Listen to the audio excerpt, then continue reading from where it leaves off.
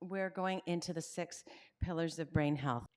So, holistic treatment is being recognized more so than it's ever been as being really important. This idea of some people seem to do better in recovery than others, and what is that secret sauce?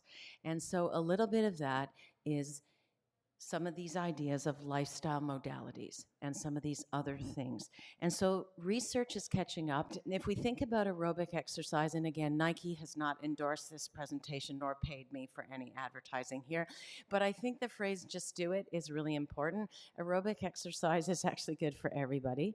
And part of me jokingly wanted to say it's late at night, let's get up and do the seventh inning stretch. But aerobic exercise is really good for anyone. There's a lot of evidence that says it's good for overall fitness and health. And one of the things I didn't mention was that most brain injuries actually come from a fall. So aerobic exercise is actually really great for balance. So this is another thing of injury prevention that you can think of.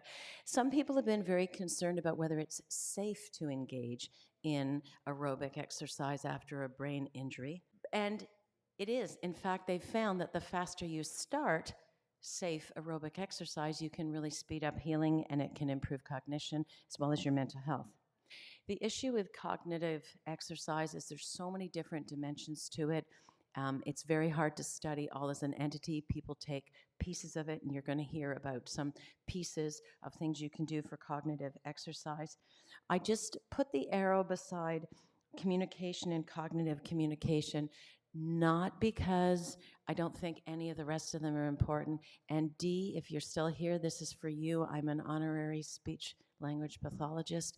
This is giving a shout out for the importance of communication and cognitive communication. And there's a lot of really fantastic interventions that can be done. And improving this aspect of your cognition can make a huge difference to you. We've heard about eating a diet that promotes anti-inflammation.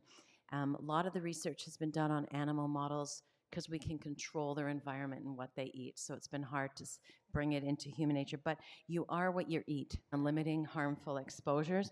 So again, inflammation is the enemy, and stressing out our internal detox mechanism kind of zaps our reserves. So a little shout out for sleep. All of us do better if we have good sleep. So, this is something we don't give enough respect for. Sleep is often disrupted after a brain injury, and it's really important to have good sleep hygiene. And the research that's been done on sleep, and there's been a fair bit with cognitive behavior therapy and also with some blue light as well as some other therapies.